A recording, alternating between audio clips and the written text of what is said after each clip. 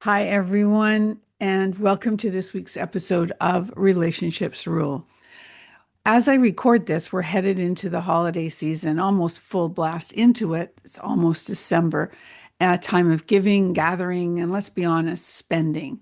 It's easy to feel the pressure that money can place on our relationships and our well being.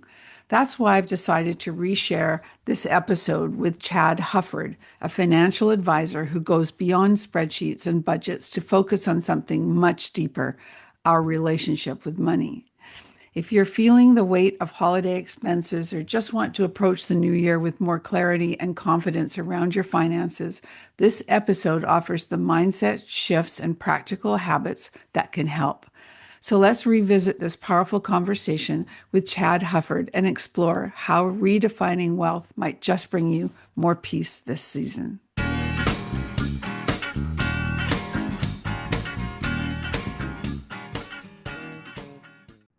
Hello, everyone, and welcome to this week's episode of Relationships Rule.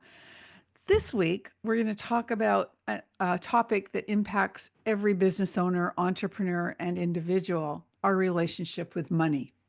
My guest is Chad Hufford, a top ranked financial planner and the owner of Veritas Wealth Management. Chad is known for helping his clients not only build wealth, but also align their financial decisions with their values, creating a fulfilling and abundant life.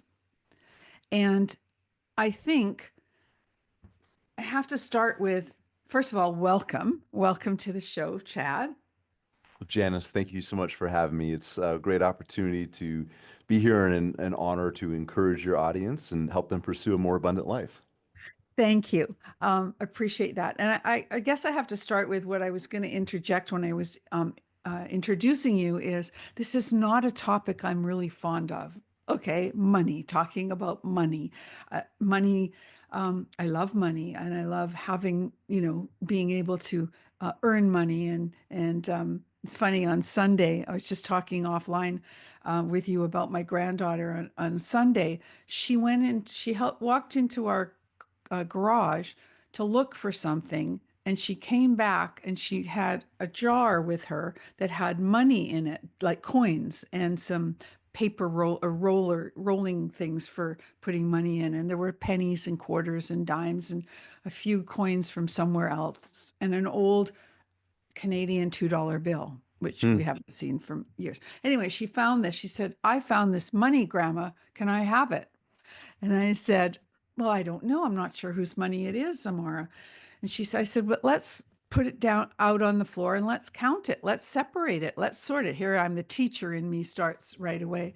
And so she did. And we had this great little time with, you know, the pennies are here and the quarters are here. And I'm like, which do you think is the most money? Which pile has the most money? And she went to the pennies. And I said, well, let's put the quarters in piles of four, and then we're going to count them. And then we'll put the pennies in piles of 10, and we're going to count them. And we had to do, I had to keep reminding her she's only 5.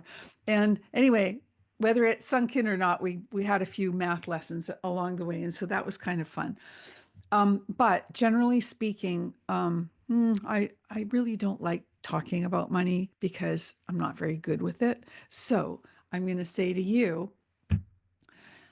how do you see a person's relationship with money influencing their personal and professional relationships?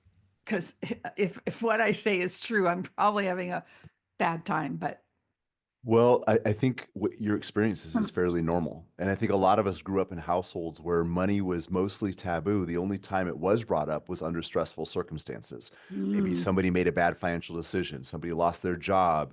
There maybe was a a healthcare cost that nobody's expecting, and mom and dad aren't sure how ends are going to be, or maybe mom and dad were fighting about money. And if you grew up in a sure. house where money was always a screaming match between mom and dad, like, yeah, you're not going to have a great relationship with it.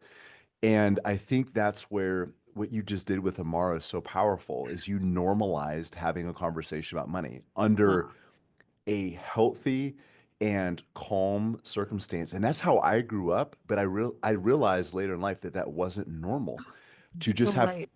just have normal basic conversations about money. So I'll just give you a little metaphor, but I think just like our health, it can be overwhelming. Like there's all these opinions out there. Everybody on podcasts has an idea. Everybody on Instagram is an expert. And we hear all this conflicting information about money and our health. And I think the tendency for some people is just, I'm just going to stick my head in the sand. This is overwhelming. I'm not going to deal with it. I don't have the right information. I'm just going to ignore it. And our physical health, just like our financial health, the only thing necessary for those areas of our life to deteriorate is negligence. We will not develop a better relationship with money. We will not develop a healthier financial situation or a healthier body by neglecting those areas. So whether you want it to be a part of your life or not, it is. We don't really have a choice. So my goal, one of the reasons I believe I'm here on earth is to help people create a better relationship with money because money is a wonderful servant. It is a terrible master. Oh, I love that. Money is a wonderful servant, it's a terrible master. And I get it because a lot of what you said really rang true with me in that I had to deal several years ago. I realized that I had a um, I had a very contentious relationship and a lot of anger around my father after he died. And it was all about money. Hmm. And, um, and I had to deal with it. And it took me a long time, but I did do some work around it. And it kind of, I think I freed that anger so that I could move forward. And and you're right because money was my dad used to say to my mom all the time, "Don't worry about it, dear. I'll look after it. Don't worry about it. I've got it." And so she never knew how to write a check Hmm. after my dad died, so there was that. And anyway, there's a whole, I should be on the couch to do with that, going through a psych visit with somebody. But you do learn as you go through life, what you can do and what you there's no shoulds, right? But I love what you said that it's about, it's often about stress or it's about those adages that we hear when we're kids. Money doesn't grow on trees. All of those things that we grew up with. I grew up with some of those, and it can affect a lot. So, when did you? I mean, have you always had a good relationship with money, or when did you decide this was your path? I'd love to know how you got there. So I think just like any relationship, there's struggles, right? Yeah. There's good times, there's bad times. I mean, I have my own scarcity journey as well, starting this business. And I started in 2007 and a Oh, financial practice in 2007 as the world was starting to slowly burn down. And right. then in 2008 and 2009, the burning down process just sped up. It was a very, very hard time. And I remember a time when, Janice, I'll be honest, I was doubting myself, not just not just professionally, but even as a father. My wife came from poverty Mm, and we had two kids, one on the way. We were not even getting our basic bills paid every month. And I'm just wondering, how are we going to get out of this? What is going to happen? It was very emasculating. I felt like, I mm, mean, one of the reasons I chose this profession is to give my wife stability, but it wasn't there. And we, we, we didn't know even how to pay for basic groceries. And one day we're coming home from my parents' house and we pull up in the driveway. Somebody left a box of groceries on our front door. And it was maybe 80 100 bucks worth of groceries, but I just remember how impactful that was. It was just like a reminder that I'm not alone in this. But it was a very dark time in my life, and I didn't realize it then, but looking back now, I was battling depression. mm, And so I think we all have scars. And to answer your question, I think for the most part I've had a good relationship with money, but I still can fall back into that scarcity mindset. And and money is easy to measure, which means money can sometimes be the goal of the objective rather than a means to the end. mm, So I want a more fulfilling life. I want to live a life of more abundance and impact. That's hard to measure. I can measure money. I want to have X amount of dollars to my name by the time I'm such and such an age. That's a mhm. lot easier to measure than the Right. impact I'm having. So I think it's a constant battle to make sure that we're all viewing money as a means to an end and not the end in itself. So Right. I would say I am blessed to have been introduced to good money management principles very early on. My parents didn't just teach us that, they modeled that.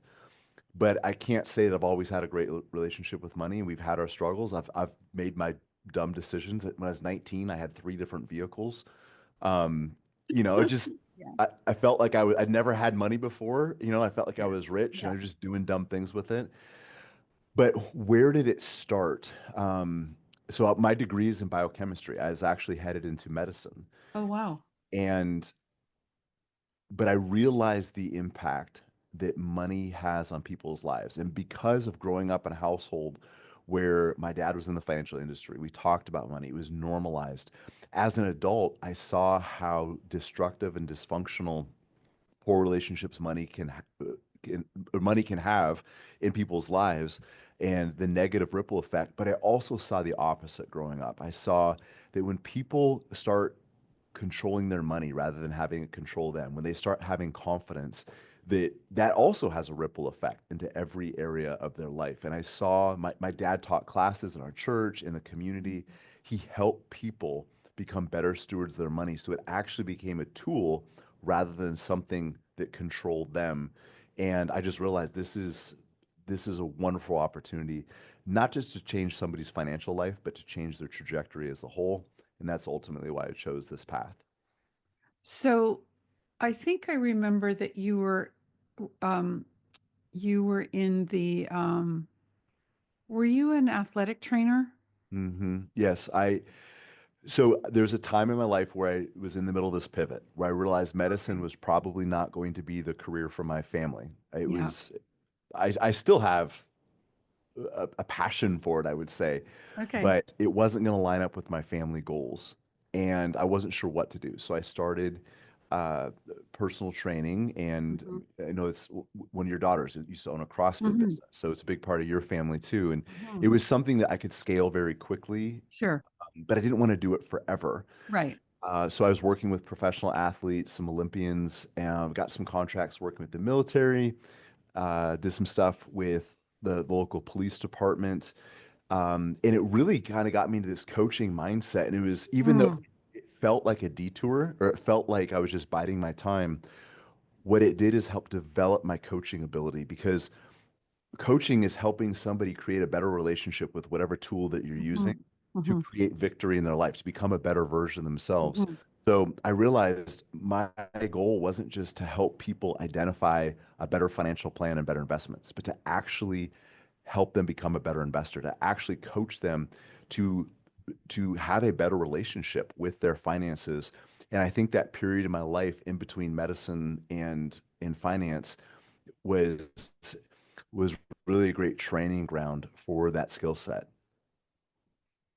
Well, especially I'm thinking when you're working with professional athletes and military people who have such great commitment for what they're doing, that also can um, cross over into um, teaching people mindset and discipline around money, right? Because Hmm.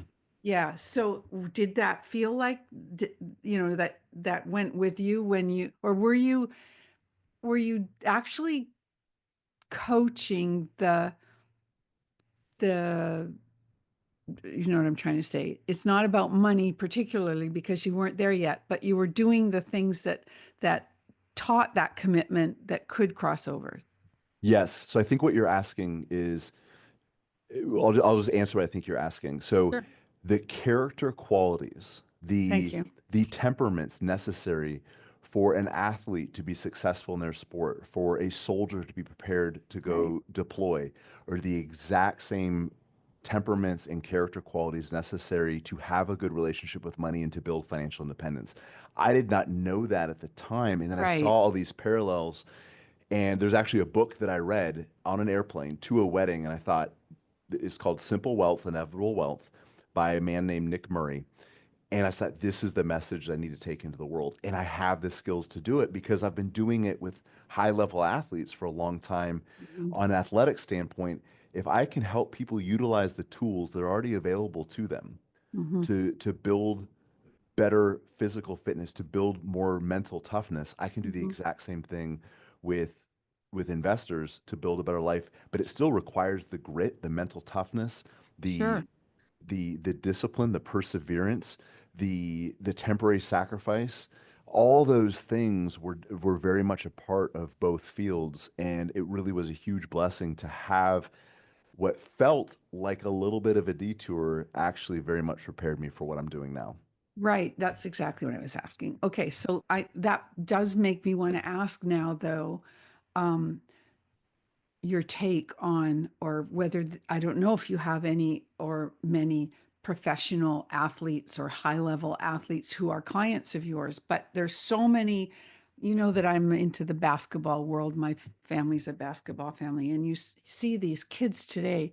Well, even well, no, Kobe Bryant's an anomaly, but I mean, I've just been watching a documentary about him on CNN, and they showed a picture of him announcing after high school that he was going right into the NBA draft. Well, he's an anomaly, as I said, anyway, because he was so focused from when he was a kid to what his goals were. So that I would imagine that his financial goals would have been handled better than most. But you see these young kids going into professional sports and they have no idea, and they come from poor backgrounds, and all they do is they've got all these diamonds around their neck, and they're what would you say? What do you work with any of these types of people, or what would you say to somebody like that? Because you don't want them to piss it all away, to be rude, but No, yeah. but it's so I believe wealth is like a weight. So Okay. if you have somebody who we'll just use this like CrossFit analogy, somebody who's been in the gym, they've been taking classes with your daughter for years, you put a weight on their back, that weight can actually make them stronger. They're Hmm. prepared for it. They know how to use it. You take somebody that's never been inside of a gym or hasn't touched a gym in 20 years, you put 300 pounds on their back, it's going to harm them. Hmm. And I think whether it's a celebrity or a college athlete or a young Hmm. person coming into a lot of money, they Hmm. get this weight of wealth that might help them had they been more prepared. Hmm. But because they're not, it crushes them. It Hmm. I think wealth, just like any tool, can be destructive if it's not wielded properly. And in our culture, in our society, Janice, we believe we can fix money management or money problems with more money. Yeah. And it'd be like fixing poor driving with more horsepower, like Yeah. giving my 16-year-old daughter, who's had two accidents in the last 30 days, um, giving her a faster car to Yes. deal with the fact that she keeps running into other people's cars. Um, it doesn't work Yeah. because it's the individual behavior. It's the relationship between her and the car that needs to change. We can swap out the car all day, but until Yeah. she learns how to better manage the road, the vehicle itself, and the Her awareness around reactions. her, Yeah. Yeah. yes, the car is just the medium. And that's what we need to realize. We can't just add more money to the equation. If somebody is a poor steward of a modest amount of money, we give them millions, it becomes even more destructive. We've given them a bigger, more harmful, more, well, not more harmful tool, but a more powerful tool with which they can hurt themselves. Right. Yeah. Good point. Um, so there was a question I had here I wanted to ask you. Okay, I have a couple. So you emphasize, my notes here. You emphasize patience and choosing the hard right over the easy wrong. I love that. The hard right over the easy wrong. How does that philosophy strengthen client relationships? Well, number one, it's necessary in almost all walks of life. Usually, the easy choice in the moment puts us on a wrong path in the future. If we choose temporary comfort or temporary relief, there's usually a cost we pay in the Hmm. future. And I'll just give you, we already talked about Kobe Bryant, so if I can use the Kobe Bryant Sure. story. He is an anomaly, but there's a lot we can learn from him. After games, when everybody else would go out drinking, he would go hit the gym Right. and work on the things that he felt needed to be polished. Even if they won the game and he had a great game, Mhm. maybe he would do dribbling drills if he had too many Mhm. turnovers. Sometimes he would go shoot 1,000 free throws after a Right. game. He would go into a dark gym where nobody saw him and work quietly, mastering mundane tasks. Now, Hmm. everybody celebrates the highlight reel dunks and the 60, Yeah. 70 point games and all that stuff.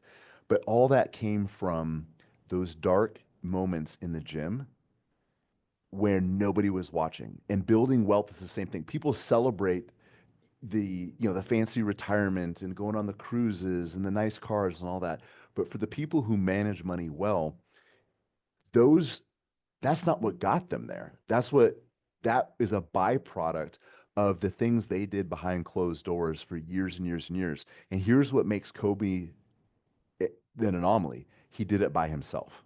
Hmm. You go to most people need somebody by their side as an Hmm. accountability partner, somebody shoulder to shoulder along the journey with them to get them to do that, whether it's a workout partner, whether it's an accountability partner. In our case, we are accountability partners for finances and for wealth, but it's keeping people mastering the mundane, keeping them on the difficult path when they're making sacrifices, temporary sacrifices in the moment for a better future.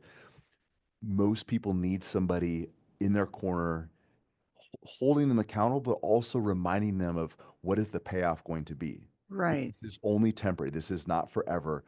There's a better future out there waiting because you're willing to do the hard thing now. It's so true. It's so true. And when I look back at, if I were to do it differently today, there are so many things I would do differently that I didn't know, I didn't understand, and I didn't want to know at the time because I was a product. Personally, me, I was a product of that dad who said, "Don't worry about it, I'll look after it." And that's what I heard all the time, right? And that's just me. Then my husband, other story, right?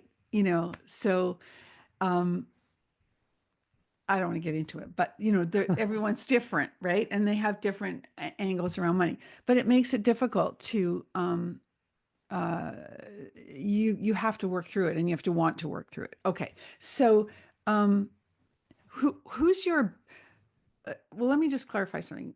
In your company, Veritas Wealth Management, do you focus on like long-term or do you have different kinds of clients that have different risk tolerances that you do different things with? That would be the We do. So we tailor somebody's financial plan to their specific goals.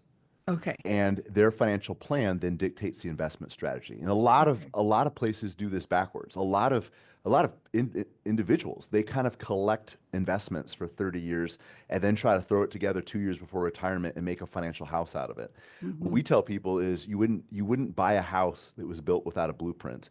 You shouldn't build your future without one either. And the idea is that we take long-term goals. Janice, what do you want your life to look like? If you never Hmm. had to work another day in your life, you didn't need to Hmm. produce a paycheck, what would you be doing? Who would you be spending time with? We want to make it about life goals and lifestyle goals rather than simply money goals. Now, we have to attach some money goals to that, but then we reverse engineer that process to where they are today.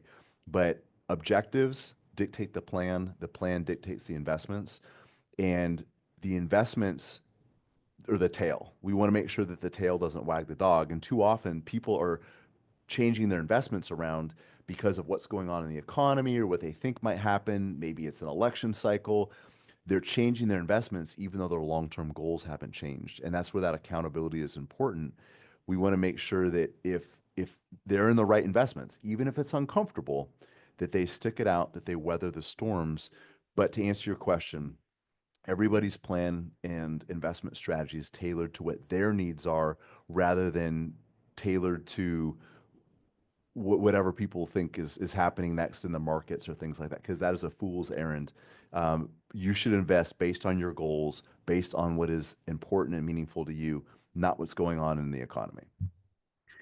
Does that mean also then that because the way your company is structured, you can choose whatever you want to for that investment for someone. You're not tied to, I've got to push these bonds this week or this. Yeah. Okay. Oh, Yeah. it's yes, and it's and this is what was so hard getting started because I got started independently. I wasn't tied Mhm. to another financial firm because I wanted that independence. I wanted to be able to meet with somebody, connect with them on a personal level, find out what was important to them, attach some goals to it, and then go find the tools necessary to build the life that that individual wanted.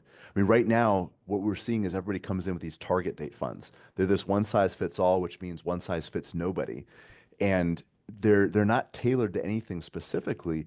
And I never wanted to be like that. I never wanted to have a list of products where Janice, I've got this little box that I'm trying to Right. jam you into. It's Right. more about you tell me what you need to build, and then Hmm. we'll go out and we'll find the best tools to Best do way to that. do it. Okay. Yeah, yeah. I think I've always liked that um, style or um, that process better. Well, can I give you just a quick metaphor? Just Yes. think about this from a health perspective. You go to a doctor. You walk in the doctor's office. You don't even fill out a form yet. Hmm. You don't know anything about you. And they start telling you about all the most popular prescriptions that they can write and all the benefits, all these things. And by the way, there's some really popular procedures. Everybody's doing this Yeah. thing. And we'll schedule like what is a good day Yeah. for your surgery? You're like, whoa, you don't Yeah. even know Well, what's wrong. Like you don't even know why I came in here yet. Now you're yeah. laughing, No, but but it's a great the analogy. financial industry does the exact same thing. Yeah. We're so product focused, Mhm. we haven't even talked to the person about what they want their solution to Yeah. look like. And I think my industry needs to learn from that, that it's about finding out what this person needs, not Hmm. trying to sell them what is popular. Because ultimately, we're not selling anything. What we need is people to buy in. They're buying into a journey with us. It's a partnership. The Hmm. investments are just the tools. It's the partnership that makes a difference. I mean, going back to basketball, yeah, everybody uses a basketball. But the basketball, the shoes, the court, all those things are commodities. They're all basically the same. It's how the team functions together that makes all the difference. It's Hmm. all about relationships. It's all Hmm. about the connectedness within that team. And I believe finance is no different. You know, that you just reminded me of a funny story. My mother was widowed.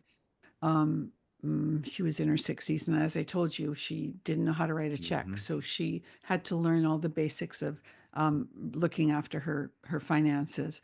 And she started by having a good friend of hers, a woman who had been a bookkeeper, teach her some of the basics, right? And then she got, I don't know how, who, and where this person came from, but she got a financial planner. And this guy's name was Ed. And every time we had to talk to my mom about money, she'd say, I don't know, I have to ask Ed. And this went on for years. I'll have to check with Ed. And it became like a joke, right? Because I lived in Vancouver, she lived in LA, my sister lived in LA, but we never met Ed, right? But we knew Ed existed.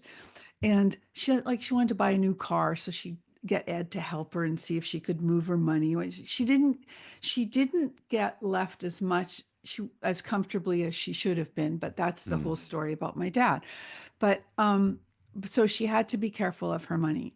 So it was always Ed. So my mom died many years later, and we had to talk to Ed because Ed was still in the picture. And so my sister and I went to meet him, and he was the nicest guy. And he'd done the best he could with her. I don't know. I mean, I don't really know, the details of how it all went, but it was so silly. It was so fun. Like we went to meet Ed. And the other piece to that is my sister now uses Ed, Oh, that's funny. which I just thought was so funny. I don't know how old he is now, but but anyway, I just thought that was funny. The trust that she had in this guy, and we didn't even know who he was. Well, and not just the trust, but the partnership where they obviously had a dialogue going. She wasn't just Yes. asking investing questions. She was, No. and that's what's so important about this is we realize that because most people did grow up where finances are taboo, we're asking questions that your best friends, your family members don't even have the answers to. Right. It's very, very intimate, and it requires time. and a lot of relationship capital to build that intimacy. But it sounds like your Mhm. mom and Ed developed that where they were working together. She wasn't asking Absolutely. for Ed's permission or anything, but she trusted his guidance, said, "Hey, this is a big decision. Before How I could I make make it that, happen? Yeah. I want to circle Ed in and make sure we do this the right way." So that actually warms my heart, and I'm glad you finally got a chance to meet him. Yeah. Yeah. No, it was so funny. Anyway, okay, so I'm thinking not big business things right now because I keep thinking about the fact that you have, is it 6 kids? We have 6 kids, You yes. have 6 kids. And I have a question here that makes me think, because my granddaughter as well. Okay, what advice would you have for families to build healthier conversations around money? But also, like, as as an example, you know, what do you teach your kids about money? Did they have or do they have allowances, or is that a no-no? Like, there's different takes on things like that. So I'm just curious. Well, I already I already kind of praised you earlier, and I want to do it again because you took an opportunity to have a conversation with your granddaughter Amara, and there's a math lesson in it. Like there's all kinds of wonderful things Totally. that you Yeah, did, totally. but I what taught you did is elementary school, so it was just like right in my element until but she you loses interest. Yeah. but you normalized it, and I think that's what people need to Mhm. realize. Even if you don't know a lot about finances, you might not feel like you have a lot of wisdom. That's fine. Just open up the conversation. It might even be explaining to your kids, like, hey, this is what's confusing to me about they changed some stuff in our 401k this week at work, and I don't even know what it's talking about. Just something like that. You could even express your confusion around money. You're like, hey, here's something I don't know. We're going to figure this out together as a family. But normalizing those conversations, Mhm. because conversations about money will happen by design or by default. If you Mhm. design conversations around money, they can be healthy, they can even be fun. I'm saying that as a nerd, so maybe it's not your Yeah, yeah, version of yeah. fun, It's okay. but it can actually be something that draws the family closer together. I hear Uh, you. But if money conversations happen by default, it will usually happen under stress. And And even that's, people who do very, very well financially, and I get connected with a lot of people that they're multimillionaires, they have a lot of wealth, but they still live in a scarcity mindset because, like we talked about earlier, we can't fix money issues with more money. So if you take somebody who has traumatic money experiences and you don't fix that relationship, giving them more money just gives them more money to worry about. It actually makes the problem worse. So even people who are really wealthy, we see you talk about athletes buying all the jewelry, which my son taught me the other day. They call it ice or icing or something like that. yeah, I don't know. ice. Yeah, sure. Yeah, but Mm. I mean, I'm not trying to psychoanalyze these people, but some of that might be them trying to distance themselves from that scarcity environment, you know, Mhm. and so we all do it different ways, but I think Mhm. just having those conversations, opening up with your kids, it doesn't matter so much what you're even talking about to a point. It just matters that you're talking about it. And you open up the freedom for them to talk about money, to ask questions about money. And even if you aren't very savvy with your own money, maybe it's something that you guys can learn together. Mhm. Um, yeah, I think, do you believe in allowances or not?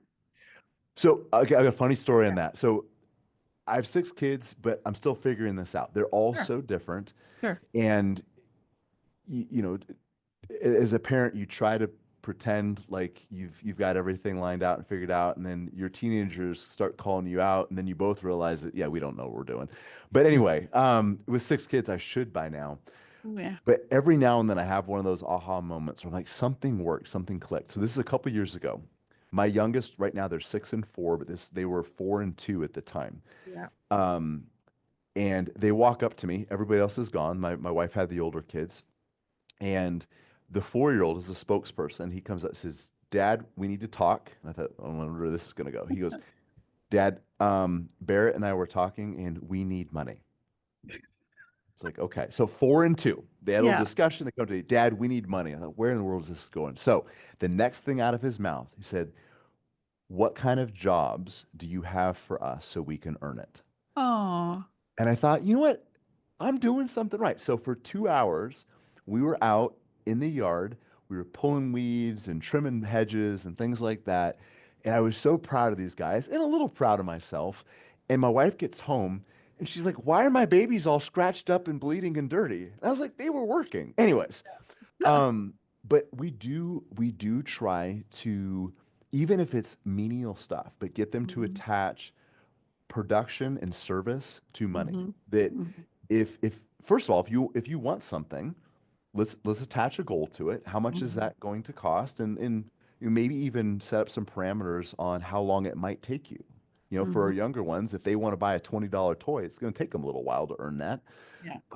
But then lining up, what is that pathway? What are the types of jobs that you can do to earn that thing? How can you serve your family? How can you serve the people around you? My mom lives just a mile away. So they do, she's 77. She has a very high, we'll just call it a labor intensive property. It's just some land and things like that. Yeah. So they go like, how can you serve grandma to earn some money?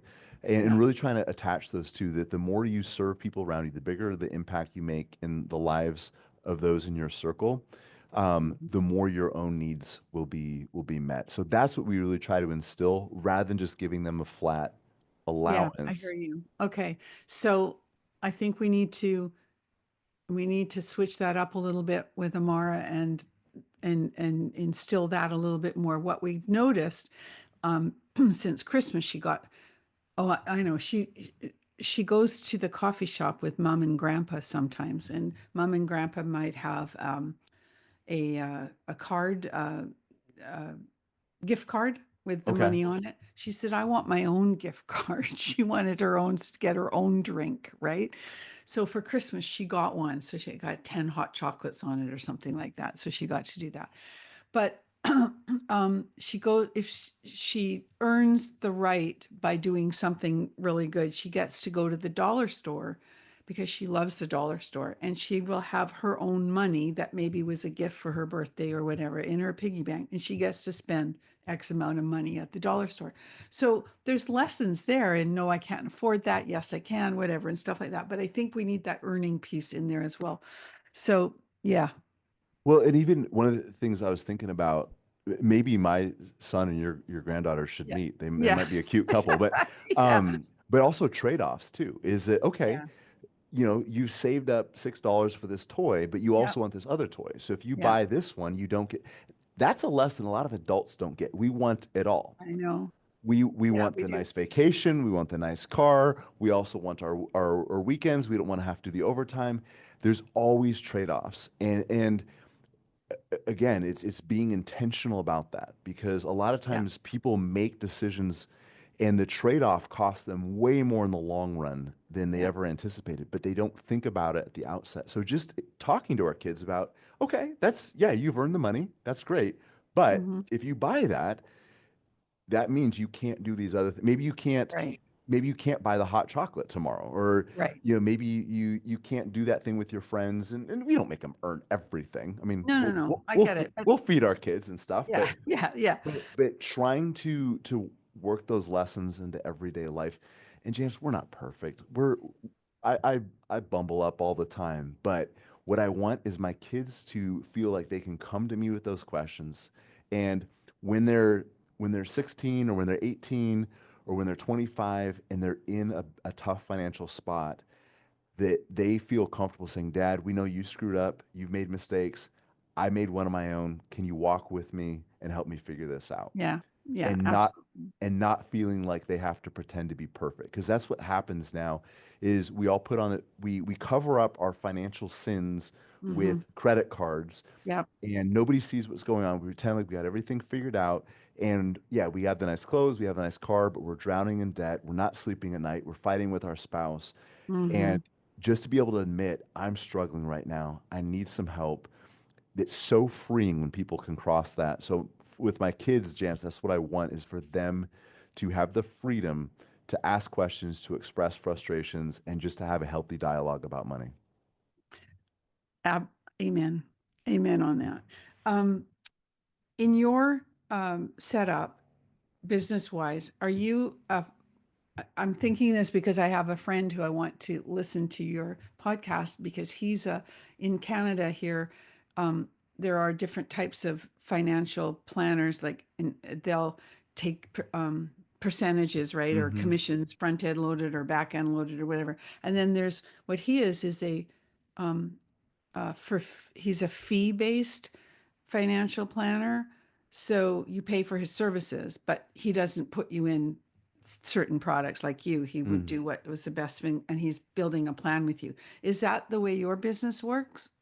Still probably similar. Yeah. Okay. There's different ways to do the fee, but we are a fiduciary, which means we have not just a regulatory obligation, but a moral obligation to do what's in the best interest of the individual, not to sell a particular product. So we make the same regardless of what fund company somebody uses, the types of funds, the type of investments. We make the same amount, and it takes away any Yeah. potential conflict of interest, but also puts us on the same side of the table where in order for us to do better, that family, that client needs to do better. And when Got we're it. in the middle of a financial storm and they see their 401k looking like a 301k, or they see, this big account temporarily go down, they see it in their statement, we feel it in our paychecks. So Okay. we're weathering it together. And I think that there's a sense of camaraderie that comes out of that. We felt it in 22, back during COVID in 2020, when the markets across the globe went down together. Mhm. For people to know that we were all experiencing discomfort together, I think was actually really empowering. That sounds weird, but it allowed people to stay the course because they realized, what, we're all in this together. I'm not alone in my financial journey. Okay, so last sort of financial question here. For me, it would be okay.